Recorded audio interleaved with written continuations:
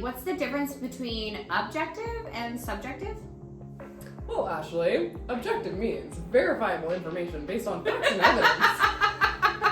Can someone please tell me why in the world our kids had a 5-day weekend? I'm like, what is happening? Seriously.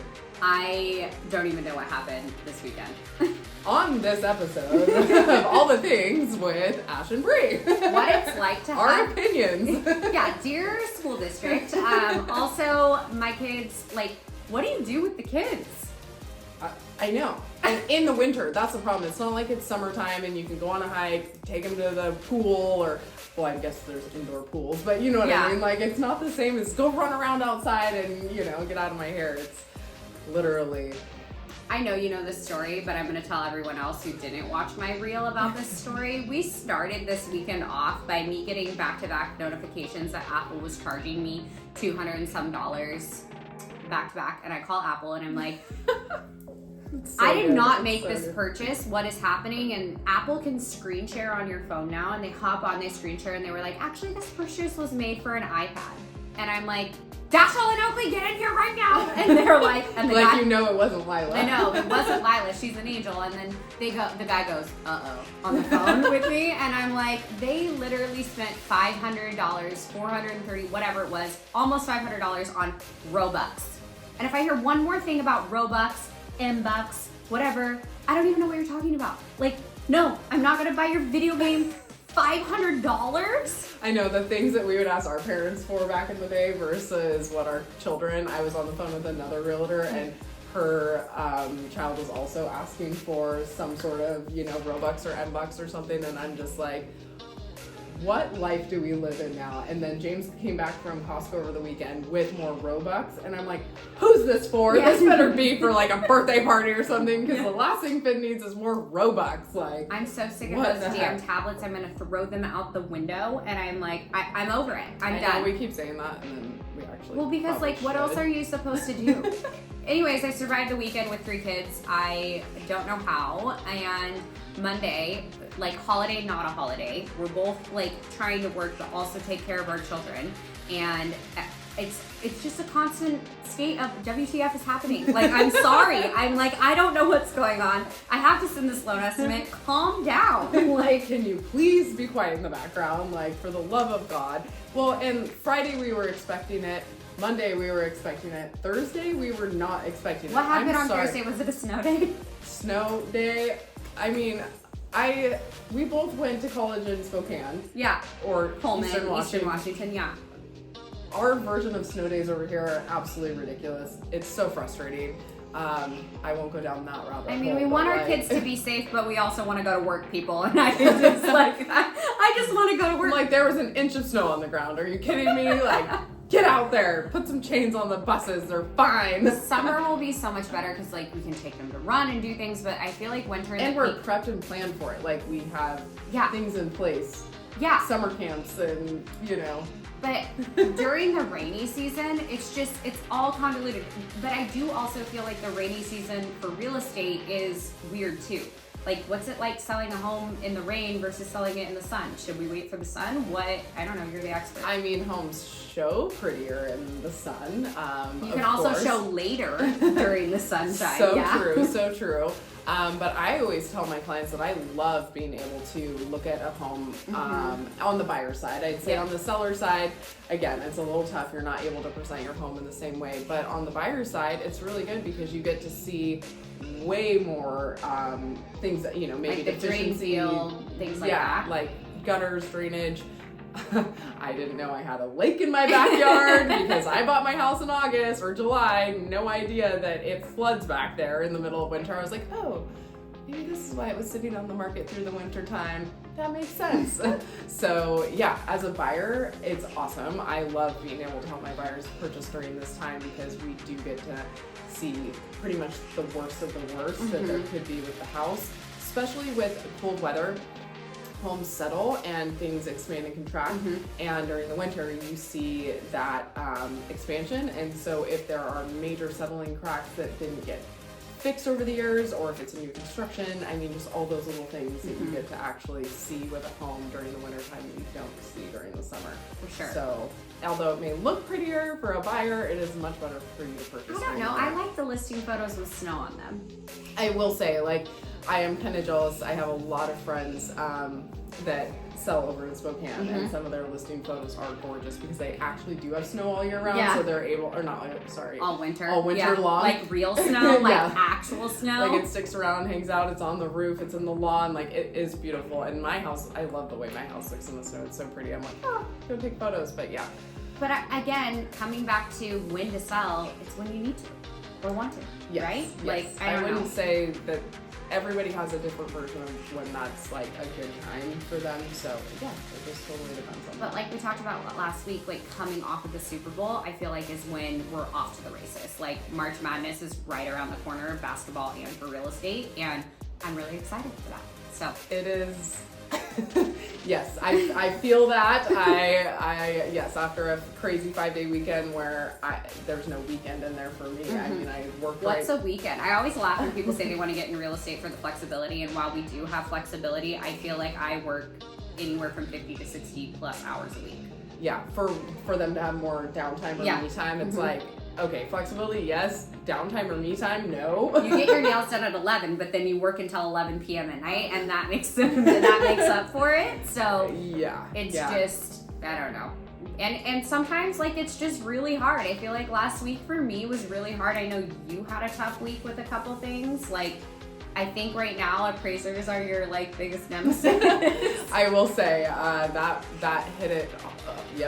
All the way home for me last week. I was ready to go be an appraiser myself and like do this. I don't even know. So appraisers, we love you. Like, you are a massive part of the process, and the appraisers mainly for me. So sorry, but appraisal just to verify that the home meets the minimum health and safety requirements for the loan program that we're using, and then also to verify that the buyer is purchasing a home for what the home is worth. So as a loan officer, I cannot lend above the appraised value. If the appraisal comes in low under what the buyer is purchasing for, there's 3 options really.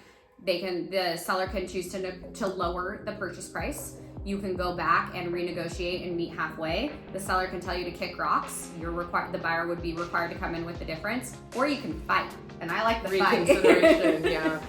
Yes, and so you either, and this is what happened to me last week, one low appraisal, it's been fun, and another appraisal where the value came in fine, but the laundry list of stuff we have to do because it's a government loan, and they really, nail you on health and safety, which is important, and we did put this home on the market as an as-is conventional only, and then decided to take a government loan buyer.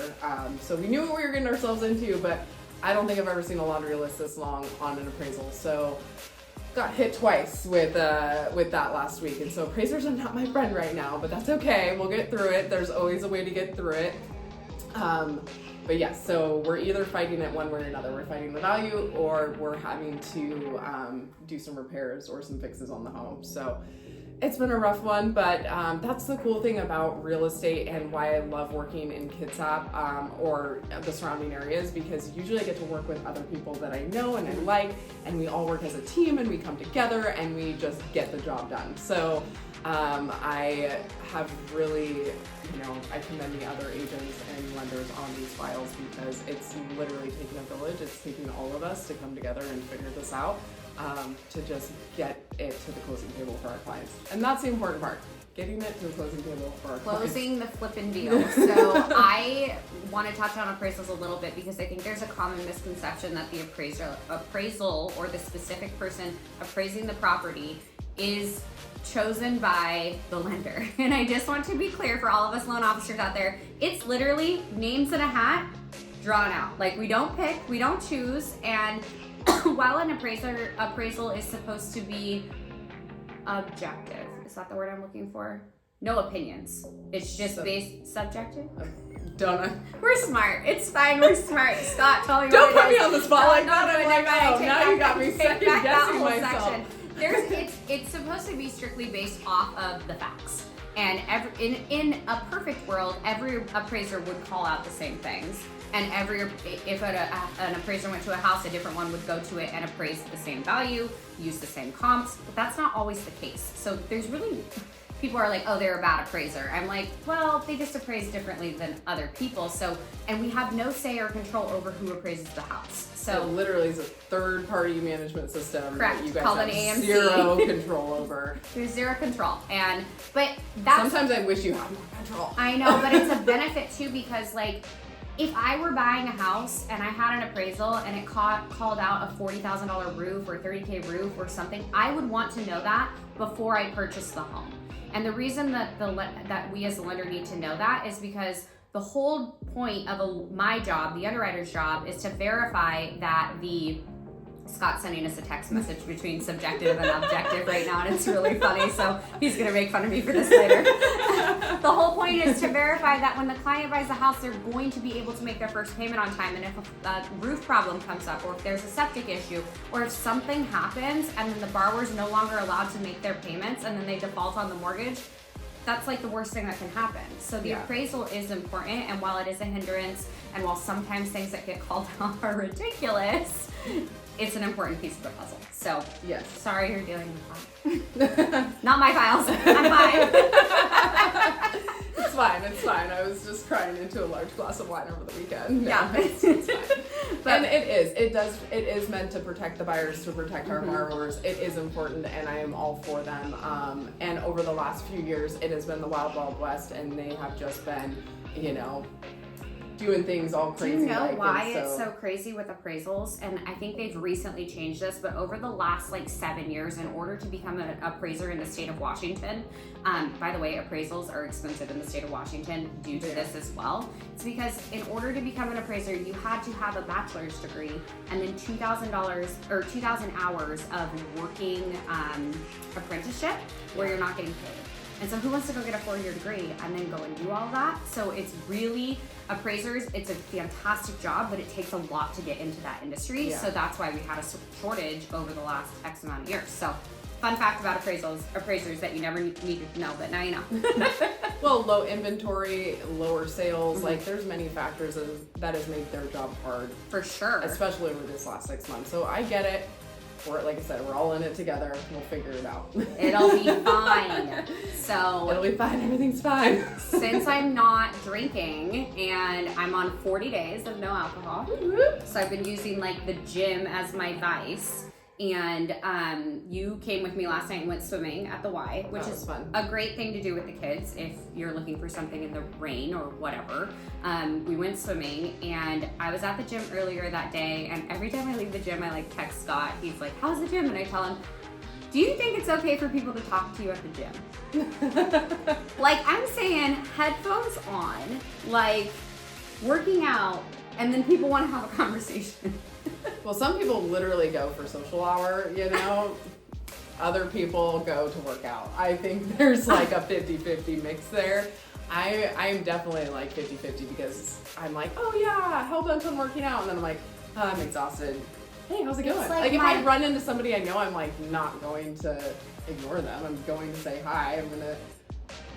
I'm that person. All right, but listen, hear me out. I get a low appraisal, I'm having a bad day, contract didn't get accepted, whatever, and I get 1 hour of no kids, no Scott, love you, no real estate, and I'm just headphones on. And the moment I get to the gym, someone calls me about real estate. Every single time, it happens like clockwork, so if I want to get busy, I better get to the gym. Yeah. But I'm I don't want to talk. I will stop and say hi to everybody, but I'm talking about you're mid-set and someone comes up to talk to you and I'm I have 40 pounds, what's happening? Please don't talk to me. I'm just in the zone. You need to go lock yourselves in that racquetball court or somewhere or go to a gym where no one knows you, not the SoCal Y. Okay, I kind of do the social hour though because I love seeing clients there. It's just when I'm mid-pump and someone's hey, I'm I look horrible. Don't. Or you're running on the treadmill, sure, hi. Or in the sauna, when everyone's talking to you in the sauna, I'm yeah, I don't understand why so many people were talking in the sauna last night. I was this is weird. I'm used to going and it's quiet, it's that peaceful moment. Everyone's talking. It's just I don't know. maybe I need another outlet. Like maybe I need to run on the street by myself. Yeah, then no one can talk. Then no But, one but can- no, because the amount of people would that like get... honk and wave by. Well, no, that like it's dangerous. People get hit all the time out running. It's like terrifying. Like, no, I'm not gonna lie. Well, and to do that. especially like because Tracyton, like it's so that road is so dangerous. Like I mean, it could be a sidewalk, and I swear I still hear stories. It's not happening. I'm not letting you do that. so we can't work out. We can't get appraisals. We're just all the way screwed. Our kids are fun. I know, it's so funny, and it's funny because I feel like people watch our lives on social media, lives or our life, like just what we do in general, and I post like intermittently, and I'm like, I haven't posted that I've been to the gym in a while, but I definitely am going, but it's just like, if you post it, did it happen? I don't know. If you don't post it, did it even happen? Is Well, what I'm I trying to mean, say. it's also like the beginning of the year, and everyone's posting about going to the gym, so maybe you just didn't want to be on trend. I always want to be on trend. I'm like opposite. But hey, actually, so I heard this morning that Toad House is doing for the kids. They're doing like come in and the kids get to make their own pizzas. Oh, so I talking love about like that. a cool thing to do with the kids. Speaking of things that we're trying to find in the Yeah. winter time to do with the kids, I'm like so excited to do that. Finn loves to make his own pizza. I just don't want to do it at home. I don't cook, I don't clean. It's probably why I don't have a ring. I'm just kidding. Sweet baby Jesus. That escalated quickly. But yes, pizzas at Toad House. Let's take the kids because I think that'd be fun. But also, like she was mentioning, birthday parties or other things like that you can bring in a group of kids and just make some. Like they bring all the stuff to your table, they make it, and then they cook it for them. And I just thought This that is was not really a paid cool. advertisement in any way, shape, or form, but I love Nikki with Tessio and Toad House because I feel like Toad House, which is closer to my house, is like a definitely kid-friendly vibe, and then Tessio's like a whiskey bar and like more of a place for adults. Yeah. But they have you been to Toad House lately? It's been a while. They do like the ball of dough for the kids to play with while you're there Oh, and everything. fun. And yeah, it's just super cute. I love it. Yeah, I was super excited to hear that this morning. So I was like, okay, well now I know where Guess I we're might be having going pizza for for dinner. Yeah, exactly. I was like, oh, perfect. Love that idea. you Yeah, know? Tessio, actually I picked up Tessio at like 10 o'clock at night on Saturday because there's one pizza that Scott like loves, the Marco Antonio, and it's really spicy. And then their whiskey selection, I'm not a whiskey person, but it's great and I love the atmosphere and I really like all the waitresses and everyone that works there too. So, plug for Tessio. Yeah. Go to Tessio. We do love Tessio. And like I said, just a fun thing to do with your kids if you don't feel like going to the Y. No. Anyways, I think that's our week. You have anything else going on? Oh, Galentine's tomorrow. If you are Yes. coming to my office, we have been decorating all day and I'm really excited. If you did not get an invite or if you would like an invite, let me know. We have like a couple spots. I'm a little nervous for how many people are going to be in the office, but we'll make it work and it'll be great. Yeah, it'll be fun. All the Everything's food, fun. all the mimosas for those of you who are drinking, and then non-alcoholic for those who are not. So come Yes, hang out. I'm excited for that. So yeah, Super fun. make it a great week, everybody. Good to see you again. Until Praying next to the time. appraisal gods, Yes, all that stuff. please.